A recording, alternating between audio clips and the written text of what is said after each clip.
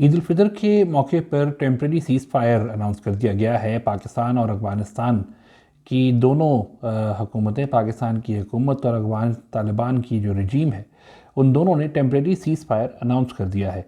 और ये temporary seize fire दोनों की स्टेटमेंट में ये कहा गया है कि ये सऊदी अरेबिया, तुर्की और कतर की रिक्वेस्ट के ऊपर जो है इसको एक्सेप्ट किया गया है और ये एक टेम्प्रेरी सीज़ फायर अनाउंस कर दिया गया है। और साथ ही दोनों हुकूमतों ने यह भी कहा है कि अगर इन केस इस दौरान ईद के दिनों में किसी तरह की भी वायलेशन होती है किसी भी साइड से, अगर अफ़गानिस्तान की तरफ से वायलेशन होती है या कोई इस तरह की एक्टिविटी होती है, ड्रोन या हमले या क्रॉस बॉर्डर क्लैशेस या फायरिंग, तो ये फौरी तौर के ऊपर जो है ये सीज़ फायर ख़त्म हो जाएगा।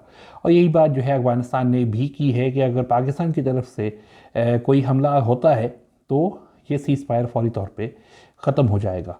अब सवाल ये है कि क्या ये सीज़ फायर जो कि टेम्प्रेरी है, ये ईद के लिए किया गया है, क्या ये वाकई स्टैंड कर पाएगा या नहीं? पहला बड़ा सवाल तो ये है। और दूसरा सवाल ये है कि पाकिस्तान ने और अफ़गानिस्तान ने चाइना की बात तो नहीं मानी, लेकिन तुर्की और सऊदी अरेबिया और कतर की बात क्यों मानी? ये दो बड़े इंपॉर्टेंट पॉइंट्स हैं, इन दोनों के ऊपर आज हम थोड़ा तफसील से बात करते हैं। तो पहला पॉइंट ये कि क्या ये सीज़ फायर स्टैंड करेगा, तो इसका जवाब है कि हाँ, ये करेगा। और उस करने की वजह के अंदर भी बहुत सारी रेवलेशंस हैं, बहुत सारी ऐसी विंडिकेशंस हैं जो कि पाकिस्तान के हक़ में जाती हैं। वो ये पहली कि अफ़गान तालिबान की रजीम ने जब ये अनाउंस किया, पहले पाकिस्तान ने अनाउंस किया, उसके बाद अफ़गान तालिबान ने अनाउंस किया।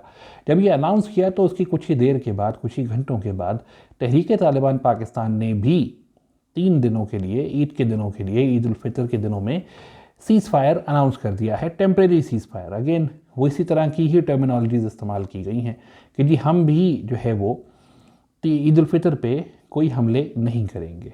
तो ये एक चीज़ बड़ी पिवटल बन जाती है, इम्पॉर्टेंट बन जाती है कि जहाँ अफ़गान तालिबान रजीम अनाउंस करती है तो उसको सेकंड कर रही है तहरीक तालिबान पाकिस्तान, वो तंजीम जिसके बारे में अफ़गान तालिबान कहते हैं कि उनका इनसे कोई ताल्लुक़ नहीं है, ना ही कोई ऐसा उनका कोई ऑर्गेनाइज्ड स्ट्रक्चर अफ़गानिस्तान में मौजूद है, ना ही इनके लीडरान मौजूद हैं।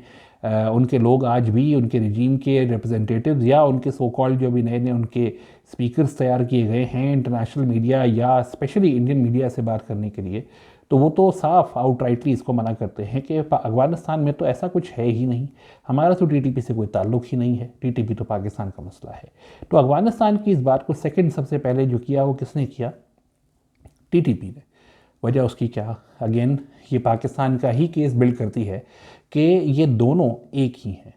अफ़गान रजीम, उसके ऊपर अलकायदा और उसके ऊपर जो है पीछे से आउट एक्सटर्नल सपोर्ट जो इंडिया की तरफ से और मुल्कों की तरफ से जो पाकिस्तान के ख़िलाफ़ हैं, इंडिया, इजराइल, इनकी तरफ से जो आ रही है, ये एक अम्ब्रेला ऑर्गेनाइजेशन बन जाती है। और आइडियोलॉजिकली जो है वो टीटीपी हमेशा अफ़गान तालिबान का अलकायदा का हिस्सा रही है।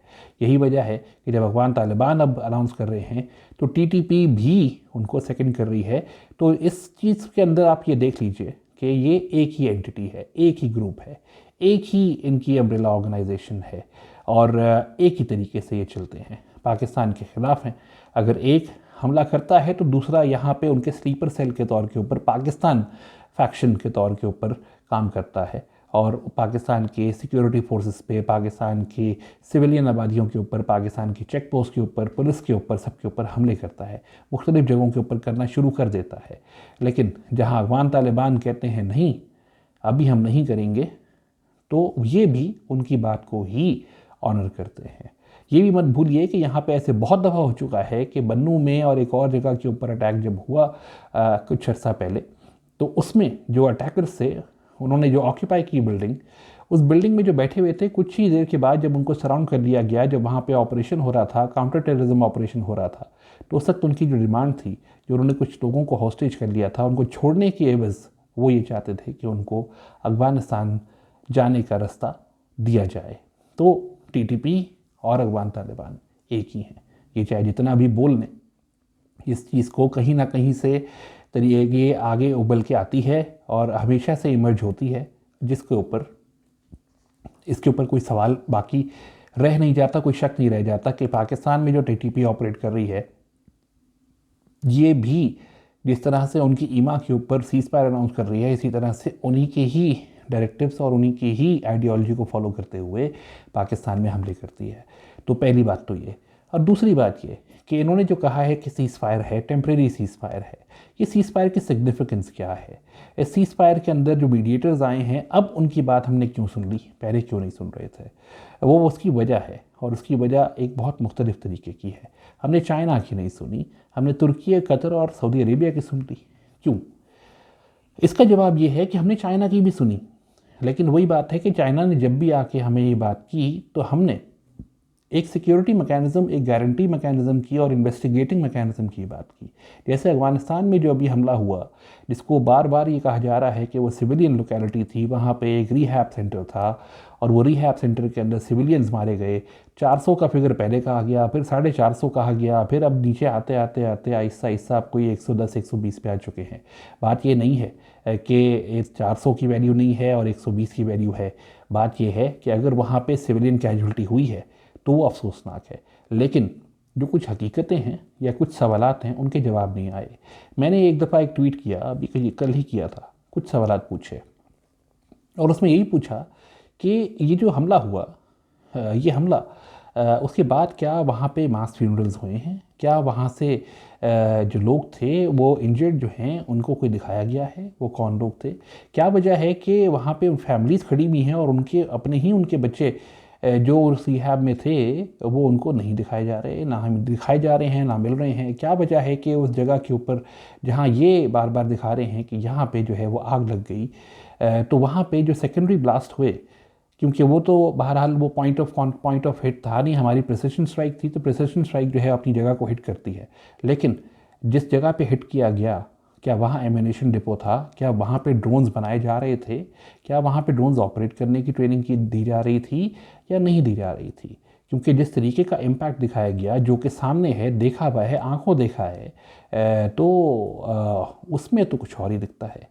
क्योंकि वहाँ पे कोई मास फ्यूनरल्स नहीं हुए, वहाँ पे जहाँ ये जलती हुई जगह दिखाई गई, जहाँ पे वहाँ पे सो कॉल्ड अपने ही रिपोर्टर्स खड़े कराए गए और उनसे जो है वो तोते की तरह कुछ बातें बुलवाई गई, तो उसके बाद इन चीज़ों को इस्टेब्लिश नहीं किया गया। एज अ जर्नलिस्ट ये बात भी होती है कि आप इस्टेब्लिश करते हैं कि हाँ, जो इम्पैक्ट हुआ वो कितना बड़ा था। जैसे वो कहते हैं कि वहाँ पे था ही रिहैब सेंटर, लगता ऐसा नहीं है कि ऐसा कुछ था, क्योंकि वहाँ पे जहाँ पे पाकिस्तान ने हिट किया वो जगह और उसके बाद जो वहाँ पे सेकेंडरी जो वहाँ से ब्लास्ट हुए हैं, जितनी ऊंची शुआएँ उठी हैं, जिस तरीके की शुआएँ वहाँ से उठी हैं एक्सप्लोजिव्स की, वो बात क्लेरिफाई करती हैं, इस्टेब्लिश करती हैं कि वो एक एमिनेशन डिपो था और ये जो रिहैब सेंटर था ये उससे ज़्यादा दूर नहीं था। तो इसलिए ये highly likely it is possible कि ये आग लगी और आग लगने से फैल गई, क्योंकि एमिनेशन डिपो जब ब्लास्ट होता है तो बहुत बड़ी आग लगती है, बहुत बड़े धमाके होते हैं और होते रहते हैं, और यही चीज़ देखने को भी आई। तो उस चीज़ को भी लेके जिस तरीके की जो आगे बात की जा रही है और जिस तरीके से उसको आगे लेके जाया जा रहा है, उसकी भी कहा गया है कि इन्वेस्टिगेशन की जाए, ओपन एंडेड इन्वेस्टिगेशन की जाए। सिराजुद्दीन हक्कानी ने भी आज जो है स्टेटमेंट दी कि उन्होंने कहा कि इसकी इंडिपेंडेंट इन्वेस्टिगेशन होनी चाहिए। तो बिल्कुल ठीक है, बिल्कुल सही कहा उन्होंने। और अगर वो इस बात पे खड़े रह सकते हैं और उससे पहले वहाँ की जगह को सारा कुछ वाइप आउट नहीं करते, तो फिर वाकई ही इन्वेस्टिगेशन होनी चाहिए, इंडिपेंडेंट इन्वेस्टिगेशन होनी चाहिए। साफ पता चल जाएगा कि वहाँ पे था क्या और क्या हो रहा था, और उसके ऊपर यही सारे फोरेंसिक्स जो हैं जिसका हम जिक्र करते हैं, तो लोग सवाल करते हैं कि नहीं, तुम लोगों को ये समझ नहीं आती है इंसानी जानें ज़ाया हो गई हैं। अगर इंसानी जानें ज़ाया हुई हैं वहाँ पे तो वाकई ही ये अफसोसनाक है। लेकिन हकीकत ये है कि वो जहाँ पे वो रिहैब सेंटर था वो टारगेट हिट नहीं था, वो तकरीबन 200-300 मीटर के फासले के ऊपर था, और जब जहाँ पे हिट हुआ वहाँ एमिनेशन डिपो था, और उसकी ब्लास्ट इतना बड़ा था कि वो एक हिट से नहीं हुआ, वो उसके बाद जो वहाँ पे जो एमिनेशन मौजूद था वो फटना शुरू हुआ, और उसकी जो ब्लास्ट, जो सेकेंडरी ब्लास्ट जिन्हें कह रहे हैं कि सेकेंडरी ब्लास्ट जितने हुए हैं वो इतने बड़े थे, वो देखे जा सकते हैं कि ऐसे ब्लास्ट एक एयर स्ट्राइक के, एक बम ब्लास्ट के नहीं होते हैं, वो उसके बाद के सारे धमाके थे। तो इन चीज़ों को इन्वेस्टिगेट करना ज़रूरी है। अगर अफगानिस्तान इतना वाकई ही अच्छा बन रहा है तो वाकई ही वो इनको इन्वेस्टिगेट करें। दूसरा एक और मामला ये है कि आप ये मत भूलिए कि अफगानिस्तान और अफगान तालिबान इससे पहले क्या करते रहे हैं? क्या वो खुद मासूम जानों को ज़ाया नहीं करते रहे? क्या वो खुद मासूम लोगों को हमला अपने निशाना नहीं बनाते रहे हैं? क्या पाकिस्तान में ऐसे कितने हमले हुए हैं जिसमें मासूम जानें ज़ाया हुई हैं, तो वो क्या उनको अटैक नहीं करते रहे हैं? क्या जब ऑपरेशन हमने के अपने ट्राइबल एरियाज में शुरू किया था तो वहाँ पे जो लोकल आबादियाँ खड़ी हो गई आखिरकार इन लोगों के ख़िलाफ़, तो उस वक्त क्या रेवलेशंस आई? क्या ये हकीकत नहीं थी कि ये अपने आप को उन्हीं सिविलियंस के बीच में छुपा के रखते थे, उन्हीं के घरों में या उनके ही इलाके के अंदर कुछ न किसी जगह को ऑक्यूपाई करके बैठते थे? क्या ये हकीकत नहीं है कि तालिबान ने बाजोड़ में एक घर में आके खाने की डिमांड की, जो कि वो रोज़ करते थे, ज़बरदस्ती करते थे, तो उस बंदे ने उनको जहर मिला के उसमें दे दिया खाने के अंदर और वो उनमें से काफ़ी लोग मारे गए? क्या ये हकीकत नहीं है कि सिविलियंस के अंदर ही रह के ये अपने आप को सेफगार्ड करते हैं? क्या उस वक्त इनोसेंट या मासूम जानें ज़ाया नहीं होती हैं? जब इनके ऊपर ड्रोन हमले हुआ करते थे तो भी क्या कोलैटरल डैमेज होता था और उससे भी मासूम जानें ज़ाया होती थीं। तो ऐसे लोग जो ऑलरेडी खुद इस चीज़ के उनके ये वे ऑफ लाइफ है कि वो अपने आप को सिविलियंस के अंदर ही छुपा के रखते हैं, क्योंकि अगर वो अलहदा बैठेंगे तो वो देखेंगे और चुन चुन के मारे जाएंगे, तो अपना उनके बचने का एक बहुत अच्छा तरीका ये होता है कि वो सिविलियंस में छुप के बैठे। ऐसे लोगों से आप क्या उम्मीद करते हैं कि क्या वो अब उनको बड़ा दुख दर्द होने शुरू हो गया है? बस फ़र्क ये है कि अब उनकी अपनी जगह जहाँ से वो ओरिजिनेट होते हैं वहाँ पे उनका हिसाब बराबर किया जा रहा है।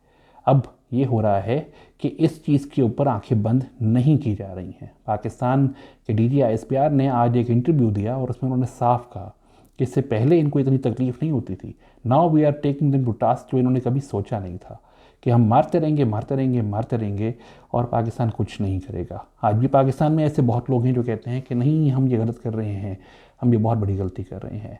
आज DGISPR ने ऑन एन एवरेज बताया कि हर महीने पाकिस्तान में ये जो दहशतगर्द हमले करते हैं इनमें ऑन एन एवरेज 50 से ज़्यादा लोग शहीद होते हैं हमारे। क्या वो मासूम नहीं हैं? क्या वो इनोसेंट नहीं हैं? क्या उनकी जानें जो हैं वो कम वैल्यू की हैं? तो ऐसे में इन तालिबान को आप इन चीज़ का तो कम अज़ कम लेवरेज ना दें कि इनको बड़े दुख दर्द हो रहे हैं कि सिविलियंस को टारगेट कर दिया है। ये सिविलियंस के अंदर छुप के बैठ के कार्रवाइयाँ करने वाले बुज़दिल लोग हैं और ये वैसे ही कार्रवाइयाँ करते आते हैं। तो एक तो ये चीज़ क्लियर हो गई कि ये जो भी सीज़ फायर हुआ है इसकी कुछ बेसिस थी पीछे, और वो बेसिस जो हैं वो लगता है कि ऐसी हैं कि काफ़ी चीज़ें पाकिस्तान के हक़ में विंडिकेट करती हैं। जो पाकिस्तान कह रहा है वो सच साबित होता है इन चीज़ों से भी कि TTP भी सीज़ फायर अनाउंस कर देती है, अफ़गान तालिबान भी कर देते हैं, और जब TTP हमले करती है तो उस अफ़गान तालिबान भी साथ मिलकर मिलकर हमले करते हैं। तो दोनों एक ही हैं। अब दूसरी बात क्या है? दूसरी वजह क्या है कि पाकिस्तान ने सऊदी अरेबिया, तुर्की और कतर की बात इस वक्त क्यों सुनी? उसकी एक बहुत बड़ी वजह है। वो वजह है ईरान। वो वजह है सऊदी अरेबिया के ऊपर और कतर के ऊपर जारी हमले, जो कि ईरान कहे जा रहा है कि नहीं, हम आप पे हमला नहीं कर रहे, हम तो US इंस्टॉलेशंस पे कर रहे हैं। लेकिन अब हो ये रहा है कि वो ऑयल रिजर्व्स के ऊपर भी हमला कर रहे हैं। ऑयल रिजर्व्स जो कि अरब ममालिक की बैकबोन है उनकी इकॉनमी की, उस पर हमला कर रहे हैं। और अभी रिसेंटली एक सऊदी ऑफिशियल ने एक इंटरव्यू में साफ कहा और दोबारा याद दहानी दिलाई और एक वार्निंग के तौर पे कहा। उनकी एंकर ने जो इनको इंटरव्यू करनी थी उनसे उन्होंने पूछा कि आप ये वार्निंग दे रहे हैं, तो उन्होंने कहा यस, ये लिटरली एक वार्निंग है। उन्होंने कहा कि अगर सऊदीया ने ये फैसला कर लिया कि हम इन हमले जो ईरान बार बार सऊदीया के ऊपर किए जा रहा है, अगर वो इससे बाज ना आया और सऊदीया ने ये फैसला कर लिया कि हम इसको रिस्पॉन्ड करेंगे, तो हम फौरी तौर के ऊपर एक्टिवेट करेंगे अपना bilateral defence agreement with Pakistan. तो एंकर ने कहा Pakistan is a nuclear state. तो उसने कहा yes it is, and I literally said that there is a nuclear cover over Saudi Arabia as well. ये चीज़ बड़ी इंपॉर्टेंट है। इसी चीज़ को लेके और इन्हीं मामलात को लेके एक कॉन्फ्रेंस हो रही है। मिनिस्टर्स ऑफ फॉरेन अफेयर्स के जो जितने भी मिनिस्टर्स हैं अरब ममालिक के और मुख्तलिफ ममालिक के, उनको सऊदीया इनवाइट किया गया है। हमारे foreign minister and deputy prime minister भी वहाँ पहुँच चुके हैं और वहाँ पे इन्हीं लाइन्स के ऊपर ही बात होनी है, इन्हीं लाइन्स के ऊपर ही कि अब करना क्या है, ईरान को किस तरीके से समझाया जाए, या कि कंबाइंड वॉइस करके समझाया जाए, या किस तरीके से उनको कहा जाए कि भाई आप कीजिए, इसराइल से जंग जितनी करनी है, यूएस से करनी है कीजिए, हमारी सॉइल आपके खिलाफ इस्तेमाल नहीं हो रही, इसकी गारंटी हमने आपको दी, उसके बावजूद आप हमें हिट किए जा रहे हैं। और उसमें आप फिर अगर ये कहते हैं कि नहीं, वो वाली जो हिट की थी ना, वो इसराइल ने की थी ताकि आप लोगों को हमारे खिलाफ कर दे, तो उसके अलावा सैकड़ों ऐसी हो रही हैं जो कि आप खुद कर रहे हैं। आप ऑयल फील्ड्स पे हिट कर रहे हैं, आपने एलपीजी के ऊपर की सप्लायर्स की लाइन, दुनिया की सबसे बड़ी कतर सप्लायर है, उस पर हिट किया है। आज एक ऑयल फैसिलिटी के ऊपर सऊदीया के हिट किया है, आरामको के ऊपर हिट किया है। तो इन फैसिलिटीज़ के ऊपर हिट करने का मतलब क्या है? ये चीज़ जो है ये पॉइंट ऑफ डिस्कशन बनेगी। और ऐसे वक्त में उनको पाकिस्तान की अनडिवाइडेड अटेंशन चाहिए, पाकिस्तान का अनडिवाइडेड इनपुट भी चाहिए, फोकस भी चाहिए। और इसीलिए ये जो बीच में गैप लाया गया है, इस गैप के अंदर जो पाकिस्तान अफगानिस्तान वॉर के अंदर लाया गया है, इसके अंदर ये एफर्ट्स बढ़ाई जाएंगी। और साथ ही पाकिस्तान से उसकी तरफ से क्या ऑफ़र आ सकती है इस क्राइसिस को हैंडल करने के लिए, इन केस अगर ये सारे ममालिक ईरान के ऊपर जो है वो, या ईरान के अगेंस्ट एक पोजीशन लेने की बात करते हैं, तो ऐसे में पाकिस्तान कहाँ खड़ा होगा, इसके हवाले से बात होगी। ये तमाम एक बहुत कॉम्प्लेक्स सिचुएशन है जिसमें पाकिस्तान की इनपुट बहुत ज़रूरी होगा, लेकिन साथ ये भी हकीकत है कि Pakistan will be in a position to lead. जैसे सऊदी अरेबिया ने आउटराइटली ट्रस्ट करके पाकिस्तान की कंधे के ऊपर हाथ रख के कहा है कि अगर हम पे आए तो पाकिस्तान हमारे साथ होगा, और ये न्यूक्लियर अम्ब्रेला जो पाकिस्तान की है, ये अब सऊदीया के पास भी होगी। इस तरह की वार्निंग अगर एक कंबाइंड आती है, तो ऐसे में पाकिस्तान की पोजीशन जहाँ बड़ी सेंसिटिव हो जाएगी, क्रिटिकल हो जाएगी, वहाँ पे ईरान के लिए भी जो है वो एक पॉइंट टू पॉन्डर हो जाएगा कि वो कब तक इस चीज़ को कैरी करेंगे। और ये चीज़ आगे बड़ी इंपॉर्टेंट होगी। तो हमें देखना होगा कि एक ये दिन कैसे गुजरते हैं, और इन दिनों में अरब ममालिक जो हैं वो किस तरीके से अपनी पोजीशन ड्रॉ करते हैं when it comes to the ongoing conflict between Iran, US and Israel, and especially the involvement and forced attacks on Arab countries and the Emirates.